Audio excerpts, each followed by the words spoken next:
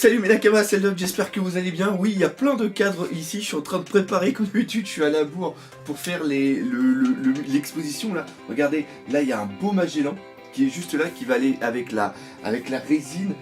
Après, j'ai vu qu'à Liège, il va avoir un grand truc à faire 100 mètres carrés. J'ai décidé de refaire encore une fois une petite rétrospective de One Piece. Et il y a des nouveaux documents, comme par exemple ce Ryuma, que je n'avais jamais montré, donc voilà, regardez, il est assez excellent.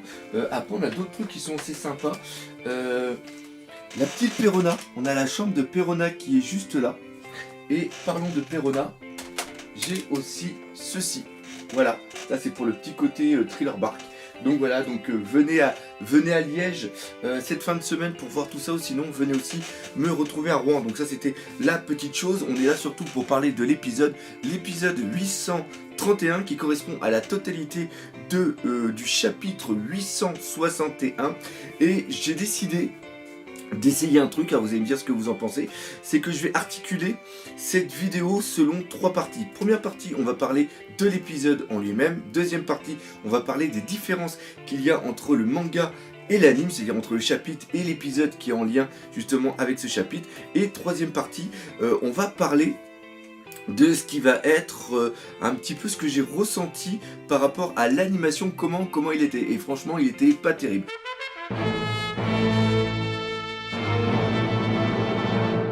Qu'est-ce qui s'est passé dans cet épisode? Eh bien dans cet épisode, il y a aussi eu 3 grands trucs. Premièrement, on a eu plein de choses au niveau de Capone, et ça c'est vraiment excellent. Après, on a vu la folie de Big Mom et la préparation du Tea Party, enfin la préparation de l'arrivée des 2 mariés. Et justement après, on va parler de Sanji et de Pudding. Alors, cet épisode a vraiment été excellent pour montrer l'intelligence de Capone. C'est vraiment pour moi la chose qui a été mise en évidence, déjà par rapport au fait de comment sont les Mugiwara. On voit que Capone est quelqu'un de très méticuleux, quelqu'un qui prépare à l'avance et qui stresse même s'il ne le montre pas, même s'il est assez droit, qu'il est avec son costard et tout ça. On voit qu'il y a un petit stress qui est à l'intérieur, et ça c'est en totale opposition par rapport à l'insouciance de Luffy premièrement, et l'insouciance globale des Mugiwara. Il n'y a que Jinbei encore à la rigueur qui lui reste éveillé et il est droit pour surveiller un petit peu ce qui se passe. Les autres sont en train de pioncer. Faut dire aussi que s'ils pioncent, c'est normal parce qu'ils s'en sont pris plein la gueule depuis qu'ils sont arrivés, donc ils ont besoin de reprendre de l'énergie, surtout que là on arrive dans la phase finale de la Tea Party, donc on ne sait pas vraiment ce qui va se passer, mais il faut que quand même, parce que ce qui est aussi montré ici, c'est que grâce à Rero, je crois que c'est comme ça qu'il s'appelle, le mec à la langue comme une sorte de caméléon, il montre qu'il y a vraiment tout le monde qui est là à la Tea Party. Et il y a Katakuri, il y a Smoothie, il y a Compote, on sait d'ailleurs pas du tout ce qu'elle fait, il y a Oven, il y a Daifuku, et ils ont déjà été mis en évidence dans l'épisode précédent quand ils ont combattu les personnes lambda qui étaient de la pègre par rapport à le trafic d'organes humains. Il y a aussi parlons de la pègre, les grands chefs de la pègre qui sont ici. Donc il y a ça, c'est-à-dire que il y a énormément de force en place, et ils doivent casser un miroir, enfin pas un miroir, ils doivent casser un portrait qui est au milieu de tout ça. C'est-à-dire qu'on voit la table centrale où est amené le portrait, et on voit que tout autour il va avoir mais vraiment tout le monde. Et ce qui est vraiment génial, c'est que tu vois que les Vinsmoke, eux, sont totalement à l'ouest, c'est-à-dire qu'ils ne voient pas du tout, qu'ils sont dans un pur guet-apens. Et ce qui est vraiment classe, c'était que les Vinsmoke, malgré que Papounet se sente super intelligent, il ne remarquait pas que tout autour de lui, il était constamment espionné par rapport au miroir, aux tasses, enfin à tous les homies qui étaient là, alors que là, même si t'as Rero qui dit plein de conneries et qui annonce que ouais, Big Mom n'est même pas au courant, que enfin j'ai peur que tous les autres qui sont là, qui sont puissants, vont bientôt être nos ennemis. Et là tu vois la porte qui dit quoi, les ennemis et tout ça. Il y a 2-3 réflexions justement qu'elle est en train d'attendre, et t'as Capone BG qui justement percute et demande à Godi de couper La porte. Alors on voit d'ailleurs que la porte a été coupée, mais c'est la tête qui a été entourée et qui est tombée au sol et que l'âme est partie. Alors maintenant, savoir si Big Mom, vu que c'est peut-être un morceau, alors je sais pas si la porte était assez intelligente entre guillemets pour être un morceau d'âme directement de Big Mom, ou si c'était un morceau d'âme qui avait été prélevé sur un humain, c'est-à-dire sur un habitant de Toadland, et qui a été après mis à l'intérieur de la porte. C'est-à-dire que est-ce que Big Mom a quand même eu l'information que Capone BG c'est un putain de traite. Là franchement pour moi on a quand même une bonne réflexion.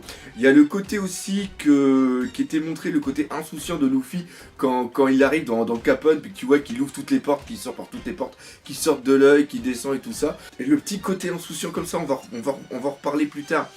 Franchement, je l'ai trouvé moyen, mais ce qui a vraiment été génial, c'est voir Capone. Franchement, le traitement que Capone BG a au niveau de cet arc est vraiment excellent.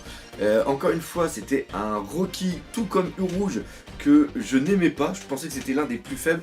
Et on remarque que, encore une fois, le plus grand des pouvoirs, c'est peut-être l'intelligence. Donc ça, voilà, c'est un petit truc à réfléchir.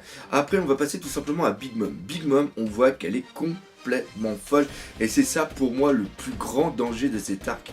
C'est pas Big Mom en tant que tel, c'est la folie inhérente à Big Mom.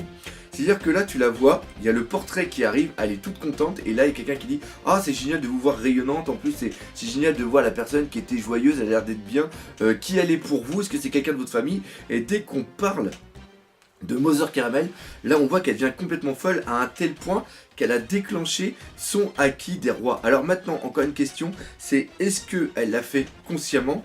Elle a réussi à l'envoyer sur une seule personne et non pas sur tout le monde. Alors question, c'est que peut-être que le hurlement qu'elle a fait, la colère qu'elle a eue, peut-être que les autres étaient assez forts pour y résister, que c'est seulement le mec qui était faible, mais le mec qui avait l'air à côté, il avait l'air faible, donc ça franchement je ne pense pas. Et là on a peut-être une information sur le fait que une évolution du Haki des rois, c'est-à-dire que le Haki des rois peut être une onde qui peut être globale, ou sinon ça peut être une onde peut-être plus concentrée, envoyée sur une seule personne.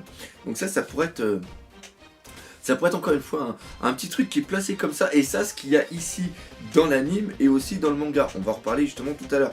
Donc encore une fois, une petite information qui est vraiment sympa. Après, on a vu que les festivités étaient lancées, que justement on avait Sanji qui arrivait avec Pudding, que Big Mom est complètement heureuse. Il y a aussi la remise des cadeaux qui était très très importante. Pourquoi? Parce que encore une fois, on nous parle du Tametebako. Et comme on a vu, il nous annonce bien, c'est-à-dire que Ichiro Oda, à travers la bouche de ce personnage, nous montre bien que Big Mom, sa famille, c'est une puissance de dingue. C'est-à-dire que c'est la famille d'un Yonkou, ce n'est pas quelque chose, ce n'est pas quelqu'un à sous-estimer. Et même si Luffy a réussi à détruire Crackers, il était quand même à bout de souffle après. Et là, si tout le monde s'y met, même si le plan de Capone BG a l'air super bien huilé, c'est justement parce qu'il est bien huilé sûrement qu'il va avoir un petit problème, eh bien, le gros souci là-dedans, c'est que comment ils vont pouvoir s'en sortir. Et encore une fois, il y a le Tametebako. S'il a été présenté, si le fait qu'il y ait des explosifs, si le fait que Big Mom veut absolument l'ouvrir et qu'il y a Morgan qui est intéressé, il y a tous les gens de la paix, il y a Stussy aussi qui est intéressé, c'est qu'il est trop mis en évidence. Encore une fois, comme j'en ai déjà parlé dans d'autres vidéos, c'est carrément le syndrome du fusil de Chekhov. C'est-à-dire que c'est un élément qui a été mis en place à un moment qui va avoir une importance après. Donc c'est quelque chose qui a été montré au niveau de l'île des hommes poissons, qui a été réexpliqué quand on est arrivé sur l'île ici, parce que je le répète encore une fois, hein, tout ça c'est que de la logique. C'est-à-dire que quand t'as la salle des trésors où il y a les poneglyphes et que Big Mom est au courant qu'il y a quelqu'un qui est à l'intérieur, elle ne s'inquiète pas pour les poneglyphes, elle s'inquiète pour le Tametebako. Donc pour elle, le Tametebako, c'est quelque chose d'exceptionnel, et vu qu'elle veut montrer sa grandeur à tout le monde, c'est sûr qu'elle va vouloir l'ouvrir devant tout le monde et que ça va lui péter à la gueule. Ça, c'est un truc, c'est gros comme une Big Mom. Voilà, c'est exactement ça. Donc encore une fois, le petit truc. Et après, on arrive justement sur l'arrivée de Sanji et de Pudding. Et là, le passage avec Sanji, il est magnifique. Il est con. Voilà, il y a pas de chose à dire. Senji, mais il est con, mais il est d'une connerie, au point de douter si tout ce qu'il a vu au sujet de Pudding, il ne l'a pas rêvé. Le mec, il est fou et c'est ça qui est génial. C'est encore une fois cette insouciance, cette folie de l'équipage et ça, c'est de l'humour, franchement, que j'adore. Le coup où il dit, mais t'inquiète pas, si tu veux pas m'embrasser sur la bouche, tu peux m'embrasser sur le front. Puis non, elle dit comme ça, bah non, tu m'embrasseras directement sur la bouche. Et là, tu le vois avec ses narines, le sang, le fait qu'il passe dans tous les sens et tout. Mais c'est tellement génial, c'est tellement génial. Et après, de voir Pudding qui essaye de s'inquiéter pour lui, pour garder l'image de la gentille fille, puis t'as la moitié de son visage, enfin c'est un effet de style qui est vraiment excellent. Où tu as la deuxième personnalité de Pudding, où a dit, mais enfin la vraie personnalité de Pudding carrément, où a dit, mais franchement il est trop con, mais vivement que je le tue, j'en peux plus de ce mec, c'est tellement bon. C'est tellement bon, et encore une fois, quand tu la vois qu'elle est comme ça, c'est avec son troisième œil, donc le troisième œil symbolise la vraie personne qu'elle est, quoi. C'est fou, et après tu vois Senji qui remet son costard blanc avec sa cravate. En plus, le mec, je sais pas comment il fait, parce que pour ceux qui se sont mariés, ils le savent, c'est-à-dire que quand t'as un costard, t'as qu'un costard, hein. Faut pas que tu te saillisses, hein, sinon tu te fais détruire par la mariée ou par la famille, hein. Et là, tu vois, le mec, il se fout du sang partout. Déjà, un costard blanc, j'aurais pris un costard rouge. Comme ça, au moins, s'il a eu du sang, il aurait été nickel. Et là, il arrive à trouver un autre costard taillé pile poil à sa taille, quoi. C'est-à-dire que le mec, franchement, le mec très fort. Le mec très très fort. Donc voilà. Mais encore une fois, ce petit passage-là, moi, franchement, il m'a fait rire. Il m'a fait sourire. Il était excellent. Et justement, on va y revenir parce qu'on va en parler dans la deuxième partie de cette vidéo. Tout simplement, les différences qu'il y a entre le manga et l'anime.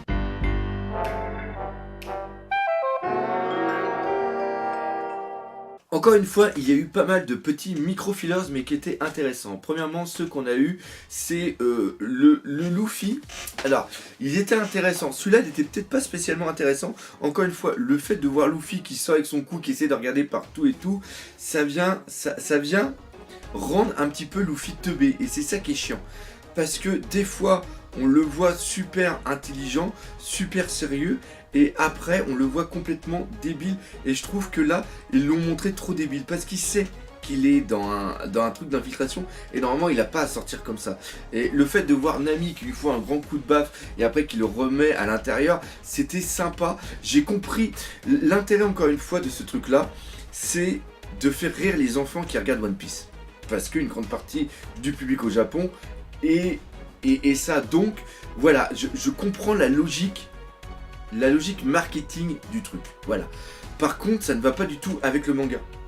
C'est-à-dire que dans le manga, tu les vois qui se reposent parce qu'ils sont crevés justement par rapport à tout ce qui s'est passé depuis le début qu'ils sont arrivés à Toadland. Donc Luffy, normalement, il n'a pas à faire le con. Normalement, il se repose. Donc voilà, donc ce petit truc-là, moi franchement, j'ai pas spécialement accroché. L'autre chose par contre qui était excellent, c'est le fait de voir les mecs de Capone qui étaient déguisés en cuisinier, merci. J'aime bien quand vous me soufflez comme ça les mots que j'ai un petit problème. Ils sont là pour mettre justement des Dendenmushi cornus, qui sont là pour brouiller justement les récepteurs, pour neutraliser un petit peu, pour isoler la Tea Party au moment où il va y avoir l'attaque. Et encore une fois, ça c'est vraiment bien parce que ça montre toute la réflexion vraiment que le plan de Capone BG, rien n'est laissé au hasard. Le seul truc qui était un petit peu bizarre à la rigueur, c'est le fait que les mecs que Capone BG a envoyés ne ressemblaient pas du tout à des cuistots. C'est des mecs qui étaient hyper... Il y en a un qui était grand, tu vois que les cuistots c'est tous des petits et tout ça. Donc il y avait le côté un petit peu incongru de la chose qui moi m'a fait un petit peu rigoler. Mais franchement le truc encore une fois apporte beaucoup d'importance à Capone BG. Le fait qu'il prépare vraiment tout ce qui est la mise en place du plan. Et après, la chose qui était vraiment excellente que je vous ai parlé tout à l'heure, c'est justement Senji qui va dans tous les sens et qui s'encasse carrément dans le plafond. Et ça, faut savoir que dans le manga, c'est seulement qu'une seule case. C'est-à-dire que tu vois Senji qui demande à Pudding, qui lui propose de l'embrasser sur le front au lieu de l'embrasser sur la bouche. Et Pudding lui dit non, tu peux m'embrasser sur la bouche. Et là après, tu vois une case où tu vois un gros boom. Et tu vois qu'il y a des soldats qui rentrent, il fait oh là là, Senji est en sang et il est encastré dans un mur. C'est qu'une seule case et là, le fait de le voir partout, c'était super bien fait. Et là par contre, ça m'a fait rigoler et en plus c'était complètement raccord avec le manga. Et c'était même en plus du manga parce qu'une case où on voit rien a été rajoutée sur 1 minute et c'était vraiment excellent. Là on a eu un beau passage d'animation et un truc qui fait que l'anime est nécessaire pour ajouter plus de vie au manga. La même chose, l'arrivée aurait pu être beaucoup mieux. Et là on va arriver justement sur la troisième partie, c'est-à-dire la technicité qui a été mise en place pour cet épisode.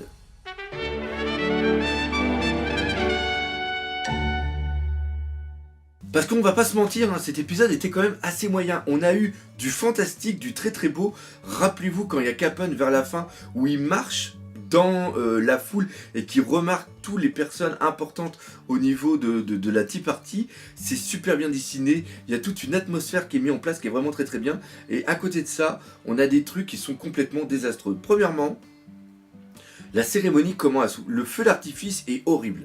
L'idée qu'il y ait Zeus qui fasse un gros nuage qui vienne cacher le soleil pour faire une obscurité et lancer les pétards, il manque quelque chose.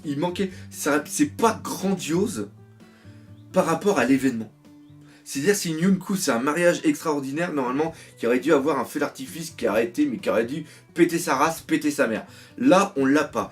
Deuxièmement, on a eu des passages, on a l'impression que c'est dessiné par des assistants, mais dessiné, mais vraiment d'un truc complètement nul. Encore une fois, je vous le dis souvent que tout ce qu'on voit sur le fond des petits personnages, c'est hyper dur parce que c'est des tout petits dessins qui sont faits sur des petites feuilles et c'est super dur à... C'est-à-dire que vu le temps qu'ils ont à faire l'animation, ils vont pas prendre le temps de bien dessiner chaque personnage, donc ils le dessinent vite.